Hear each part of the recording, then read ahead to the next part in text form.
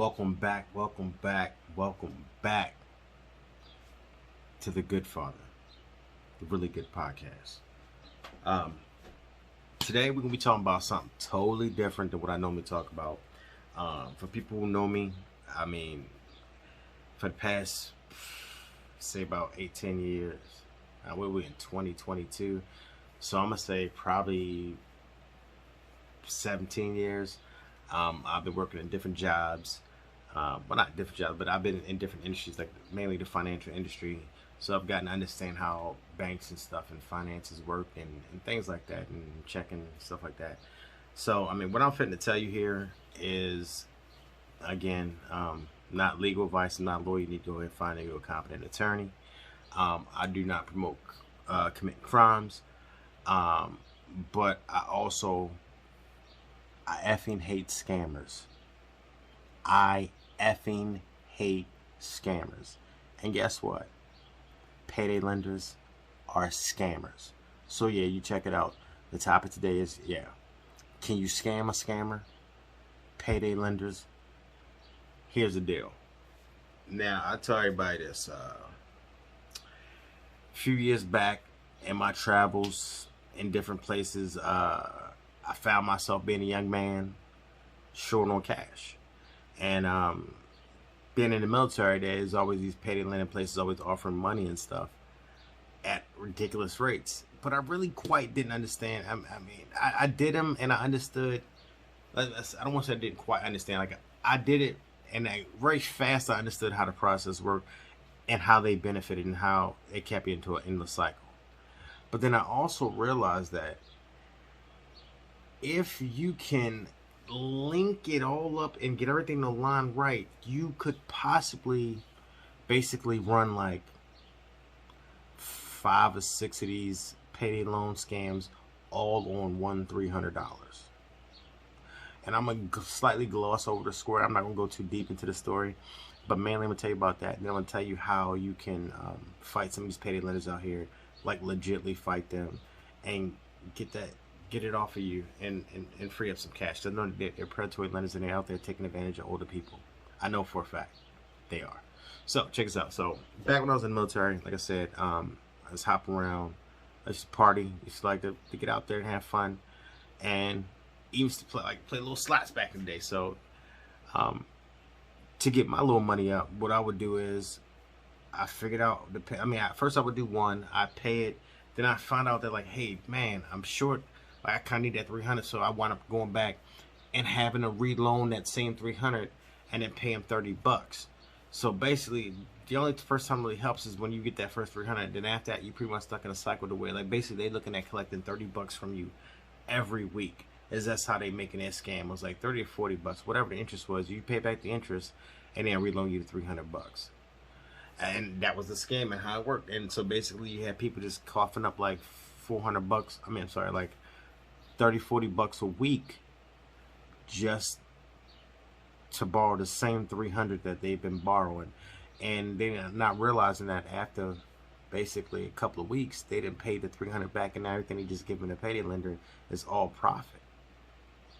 But anyway, so again, I see this, I figure this out, I'm starting connecting the dots. And then at the time, this is pre all the major, the internet's up, but not everybody's connected on the internet. So like, you have companies that work together, but they're individual companies that have no way to communicate except by telephone in extreme cases.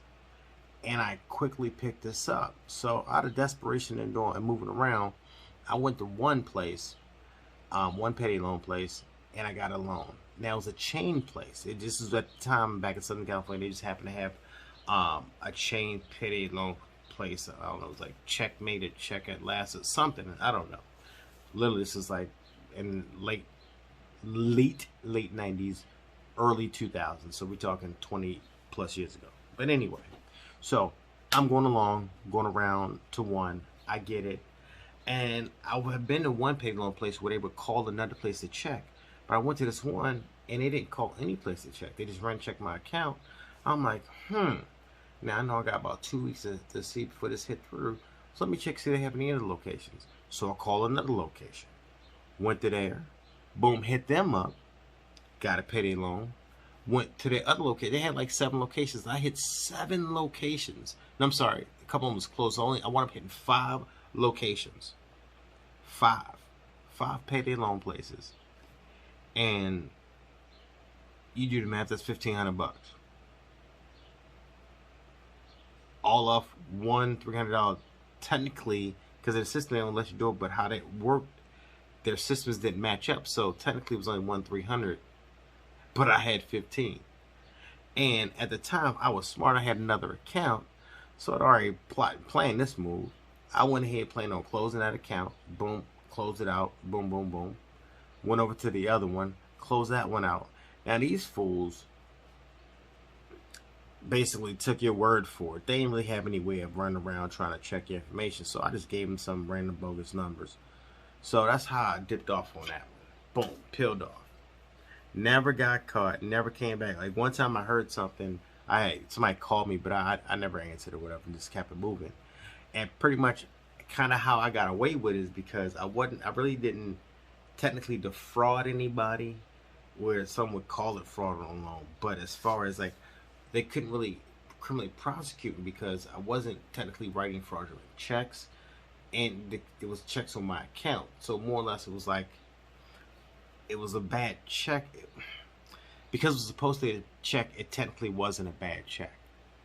Okay, because of it being post-dated, for the future, it was a risk to the owner that the funds may not be there. Whereas if it was a check that was presented and guaranteed for the day, that's something totally different. So again, that's why it's a little tricky. But again, like I said, you always gotta check your local state laws. But again, like I said, this was 20 years ago. So I wouldn't even recommend trying that stuff now, because trust me, all these systems are now connected, and they'll know immediately if you try to go to one place, they already have you flagged at the others. So again, that was pre-internet and information boom. Now fast forward to we're here now in 2022. You got these predatory places that are online lending, these like reservation places and online casinos. Now these guys, they bite my butt because like they're charging 3,000% interest. Now, here's the thing: a lot of states are banning and outlawing these type of predatory loans. So here's the thing: they're illegal loans. Excuse me. They're illegal loans. So, in essence, you can borrow this money and technically not pay it back. And here's why. I'm not saying go to do this, but here is the precedent or the legal basis behind it. More or less, a drug dealer can't call the police talking about he got robbed by some dope boys. I mean, he could. I'm sorry. I mean, correction. Take a step back. A drug dealer can't call the police saying that he was at a drug deal and got robbed for his drugs. You understand what I'm saying? They didn't bring the money, just took his drugs. He can't call and complain. You can't call and have the police help you in committing a crime. Same way here is where these predatory lenders, like for example in the state of Maryland, you can contact the state attorney general's office. I implore you to do so to make this telephone call. You can also Google on their website, or you can go check on their website where they're going to tell you that payday loans have been abolished for like 7 years here in the state, and they're illegal. You have to be licensed, and you can only have like a certain amount of percentage, like up to like 20% or something. Again, I don't know the exact amount. I did know that one time. I did not research it. That's for you to do. Okay, but again, so with these places right now, I'm talking to 2022.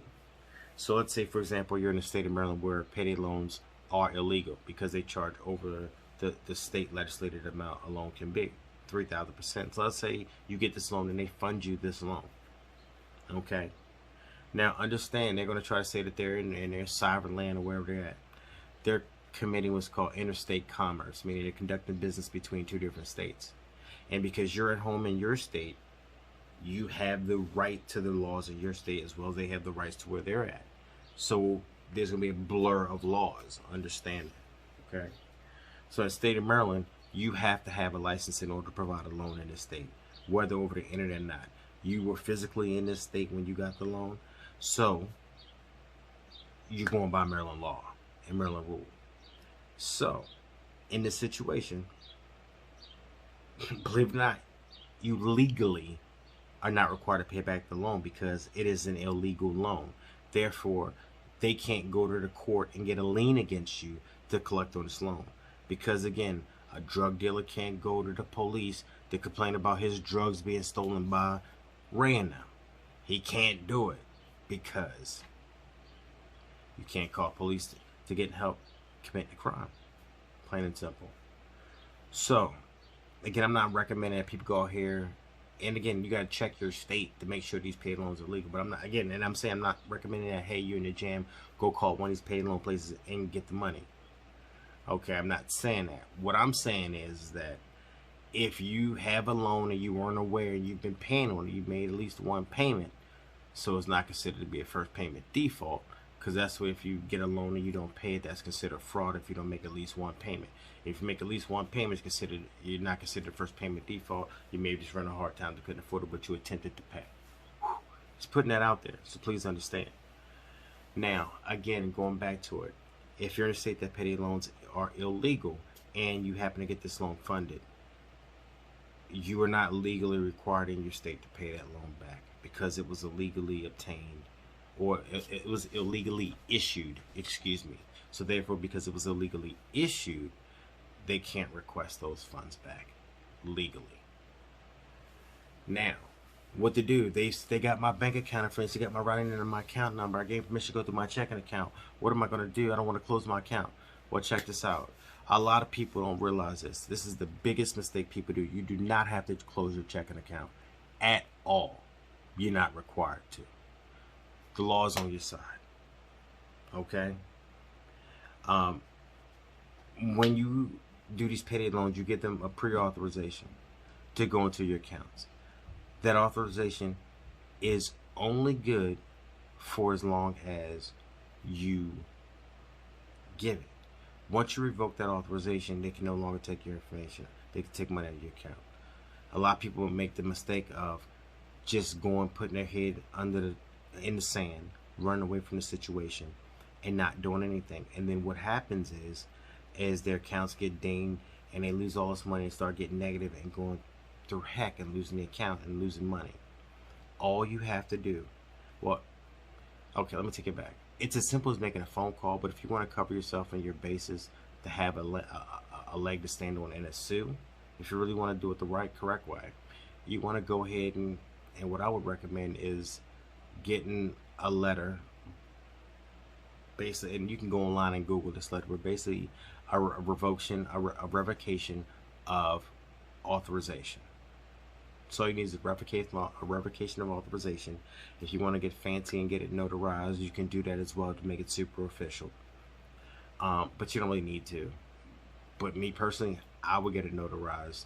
I would get a notary certificate on the bottom, just saying that I'm the person who actually signed this for identification purposes, so it's a legit document, and you have a witness. So I would do that, but you don't have to. You can just simply do a letter with the company name, address, your account number, and your explicit request to remove the authorization for automatic payments. Okay? It's that simple.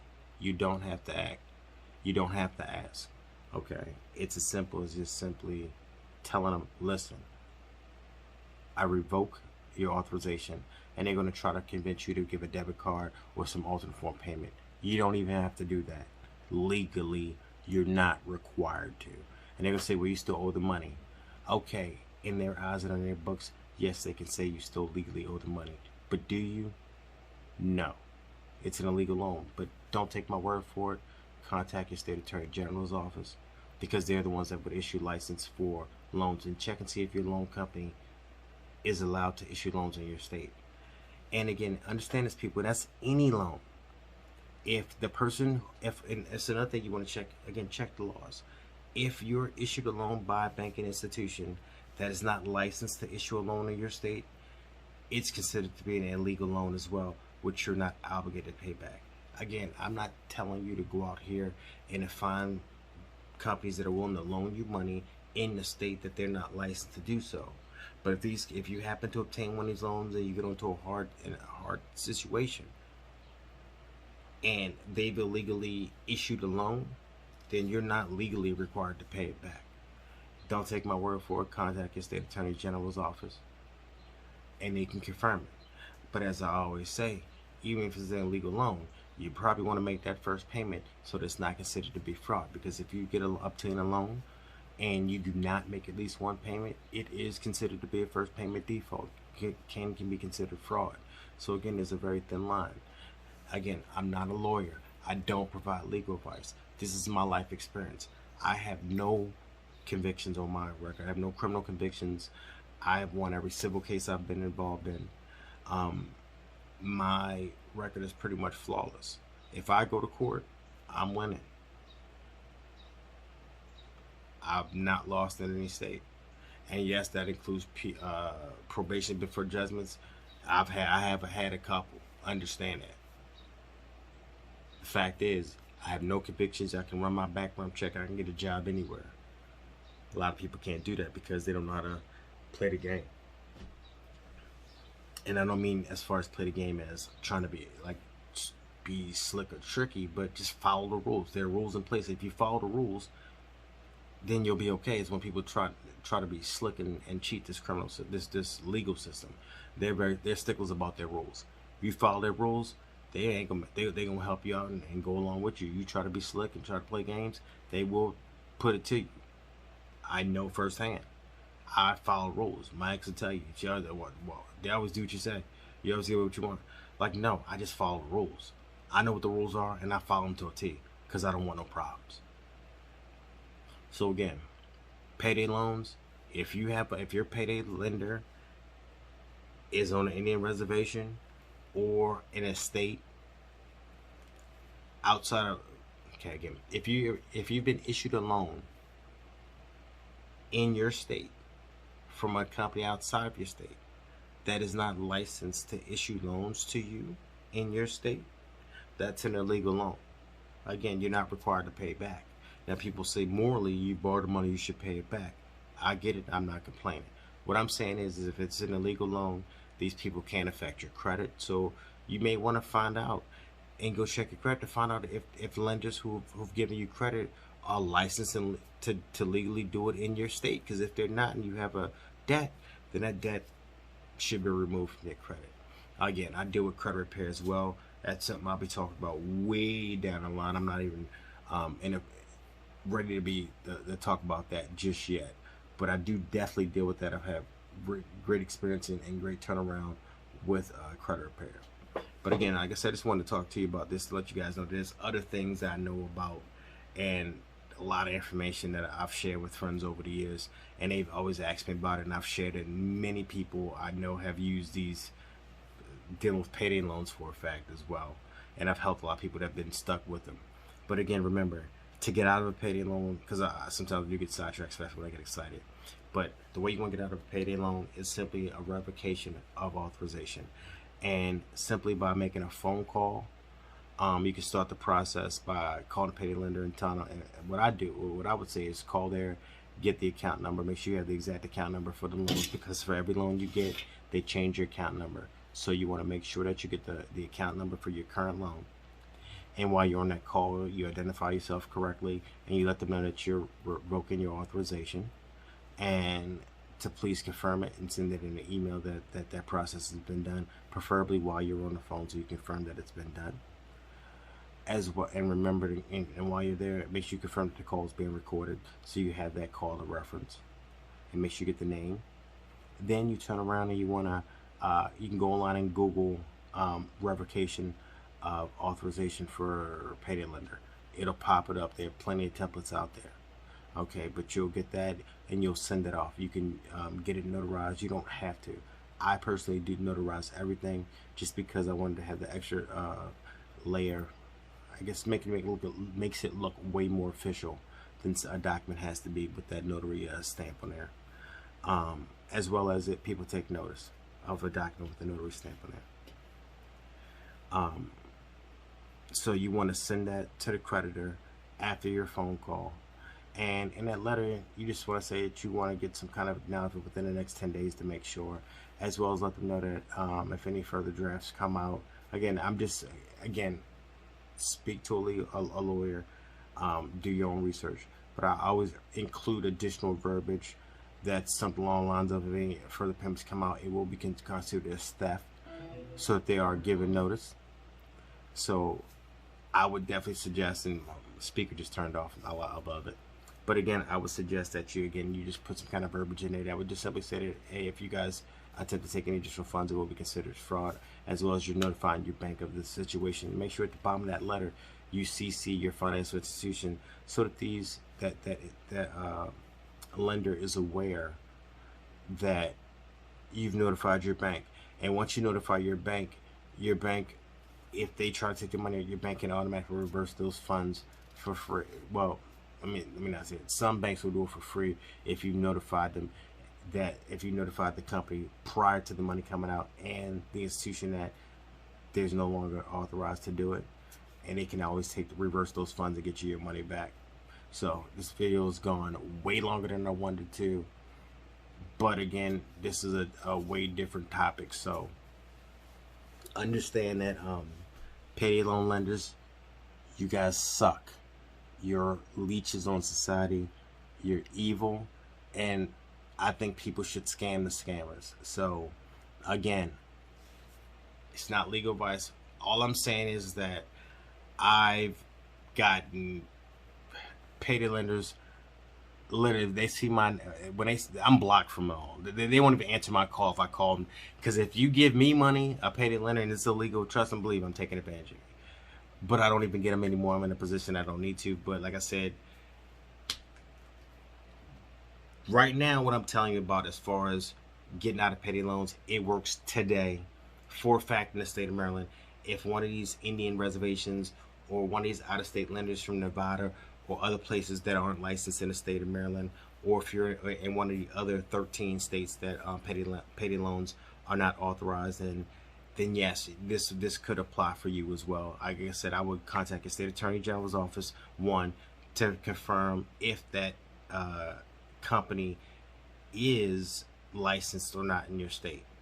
Okay, and if you need to, the state attorney general's office, the assistants there will even help you and assist you in calling those payday lenders to confirm if they are or are not licensed in the state.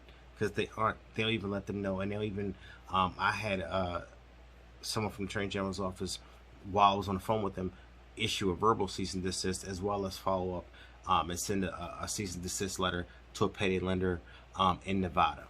So with that being said, guys, I know this video was extra long, but again, if you find yourself in those situations, you can get out of payday loans depending on what state you're in. But the most basic thing is a revocation of authorization. You do that and they can't come into your account. If they do, it's considered fraud. You can contact the police department, file a police report, contact your bank, and get your money back. Don't worry. If they continue to do it, then it becomes a criminal issue, and then you could possibly sue for even greater damages, as well as someone at that organization could get arrested as well. So again, don't give up, don't panic, don't despair. Understand that it does get better, and if you do it right, you won't feel no pain. So with that being said, as far as with these payday loan questions, if anybody's dealing with payday loans, hey, leave a comment, shoot me an email at thegoodfather1110@gmail.com, and I will definitely answer any payday questions that I can, or at least try to guide you in the direction to get the information you need. But definitely, for a fact, if you're in the state of Maryland, as far as payday loans, trust and believe, they're not legal. And if you got one, it's a 99.999% chance that that is an illegal loan.